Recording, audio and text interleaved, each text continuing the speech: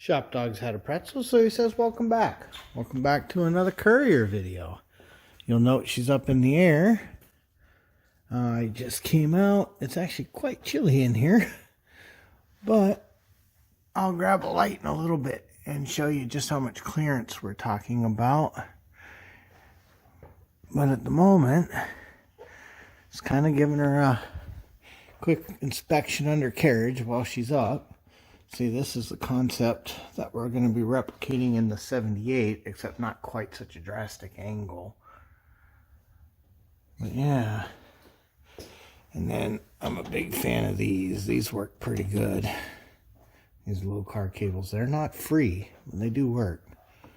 So, okay. Yeah, I'm going to get a light. Shop Dog says he could use an extra pretzel.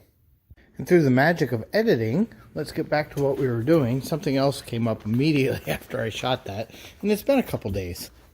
So, I believe when I shot that intro, we were talking about how much clearance there is. But a few things have come up since that time. One of them is Harlan is suddenly very interested in making this go away. This has left him stranded twice since he's been running it. Both times, we fixed it with no idea how we fixed it. You know, went through all its little test procedures, and you short this thing across your spark plug tester, and then it started working again, and we don't know why. So, I think I'm going to go back to a regular distributor with, you know, electric module in it, like a Pertronix or a Crane module, you know, one of those things. And I've got to see if this coil can be run by a Pertronix. It should be able to, but you know, got to look it up, make sure. And then I'm going to have to figure out what I'm going to use as the power wire for the coil, because obviously it needs switched ignition. So yeah, this adds quite a bit of hassle. So we'll go through it. I think I'm going to start with figuring out how the ignition was powered initially. We all know where this always winds up. Shop Dog's taking a snooze, and I'm pulling wires apart and trying to figure out how all this is installed. So this is the wire that'll come from the Dizzy. Probably gonna have to change that, or even move the coil. Might even have to change the coil. But if I do, I've got a Blaster 2 sitting on the shelf. Did peel back enough onions to find this black with the red tracer is the original feed for the coil, so we're probably going to use that. You know, designed for it, should work just fine. So we'll do that. I'm working on getting this out of here. Before too long, I'm gonna have to pull the radiator and everything back out of my way to make it easier to work in here. But right now, knowing what my limits are is kind of nice. So yeah, I'm just looking to see what's gonna be involved in getting this out. Changing the distributor, that'll be easy. You know, we just got to order what we want and get it in there. It has to be a small base. You know, can't get an HEI in there because of the intake we're using. So you know, we'll work with that. We just got to be careful. If we get too tall, then our little air cleaner doesn't work. So try to think on that. That MSD box is out. I don't know what he's going to do here. That's something that's not in my world. You know, he's going to have to figure out what he wants to do there. So, slowly getting all this out. Yeah, a giant chunk of all that wire was literally just this magnetic trigger adapter. Look at that thing. Yeah, that was a giant chunk of all that wire that was sitting there. Not sure what the pink and blue are here either. I'm sure they're for something, but they weren't hooked up. They were just bundled in as well. So, you know how it goes. We're slowly thinning this harness down. Yeah, not a real big fan of all these factory splices, but we'll deal with what we got to deal with. Remember, 100 amp alternator. While I'm remembering, gonna order a fuel filter to go here. That should fit in there perfectly and and kind of just disappear. So, and then for anybody that's wondering, why is the fuel on the linkage side?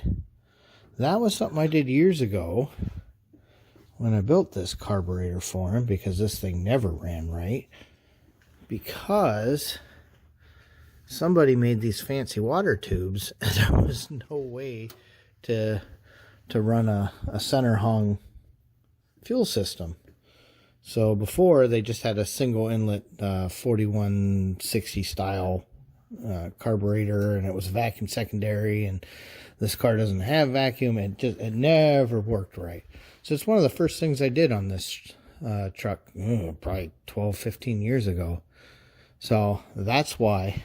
Because one thing that's nice here is you can just flip the bowls side to side, and as long as you're a little creative with your bends and keep it out of the linkage, carburetor does not know, does not care. It's all the same to the carb, and yeah, that's how we did that years and years and years ago. You know, flared them up, got a nice little bend here off the fuel pump, works pretty slick. After a bit of looking, we are going to replace that if he still wants to do this. It's an e-coil style, and the resistance isn't going to be correct to do what I want to do. So we'll just replace it. It's $45. We're going to go with a Pertronix billet, ready to run with an Ingitor II module distributor that should just drop right in. It'll still have vacuum, even though there's not a ton of vacuum on this engine, you know. But every little bit of advance, and it's mechanical.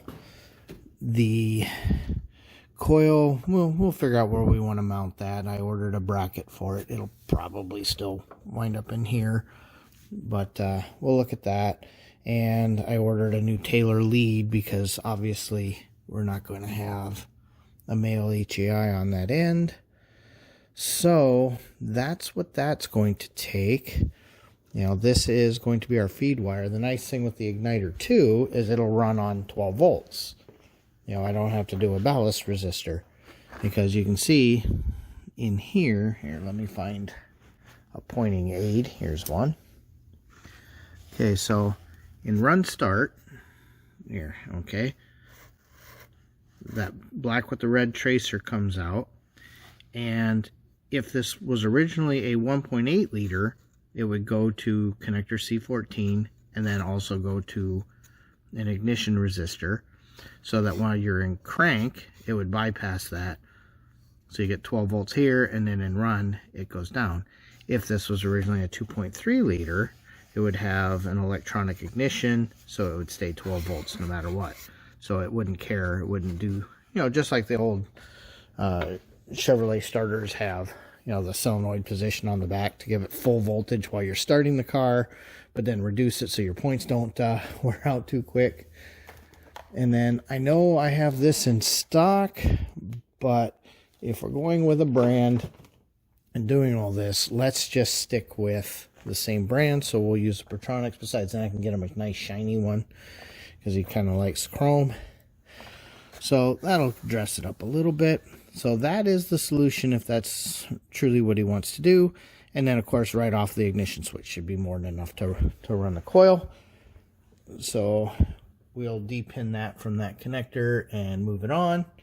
You know, splice it into a nice big wire over to wherever that winds up being. This wire here will get extended. This is the coil wire.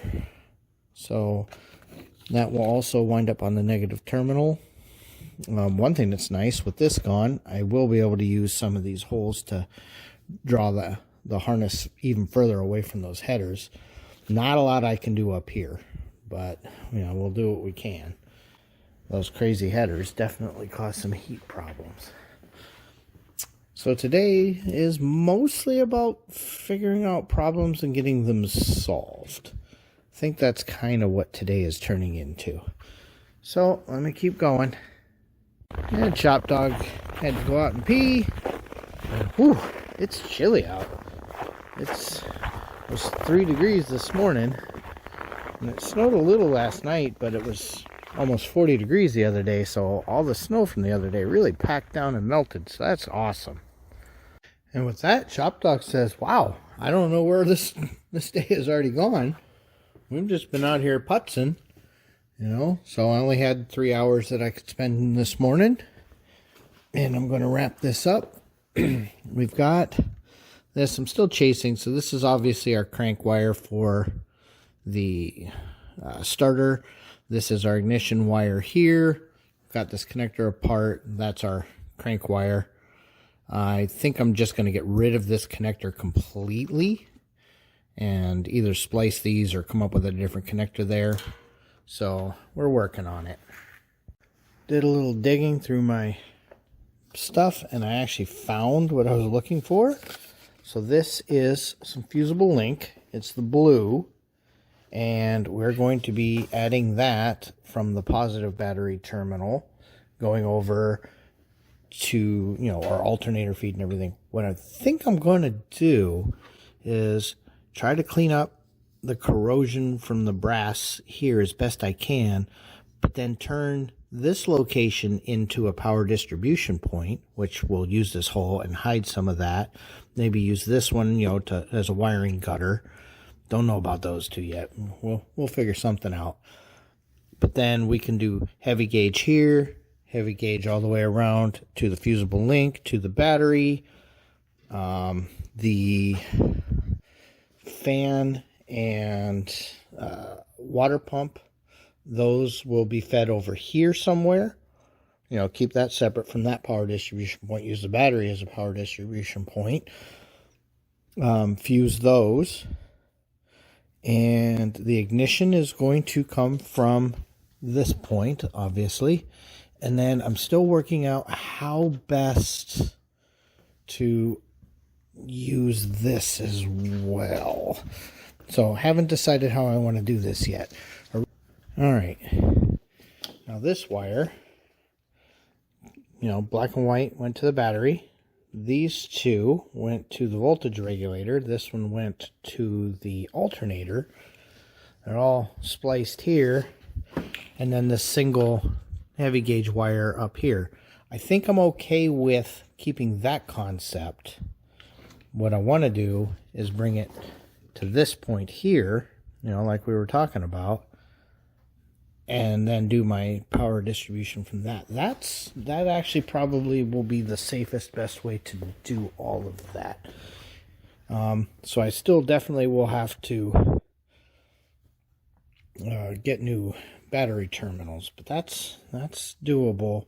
Still got to work out, you know, the relay for the fans, as well as the control for all of this. Its ignition source. Haven't figured out what I'm going to use for that yet, because it turns out he does want this washer pump to work. I guess it was always planned on working. So, and since we do have the little motor, might as well hook that up. So I will continue thinning through the harness. You know, I keep finding some things and you go, I'm not sure what that is. The other big thing, of course, is I'm going to have to add a connector for this top one, because this is silly. And then he was over the other day and he goes, well, that's a connector there. Well, once you've put that vulcanizing cream on there, it's not a connector anymore. So anyway, we'll deal with that. But I'm glad I found that, because I was worried I was going to have to use this, and I really didn't want to, as this is for a different project. And he doesn't need all of that. That is massive overkill for this. What we're actually going to use for our alternator wire and all that is going to be on this cart. Sorry, it's a mess here. We actually work here. Okay, so see, this is what we're going to use. So we got plenty of wire. Not a problem. Going to make it nice and safe. Nothing's going to burn up. ShopDog does not like cars catching on fire. So anyway, now we're going to close it out. Thanks for watching. ShopDog says, pretzels. This has been another ShopRex approved video.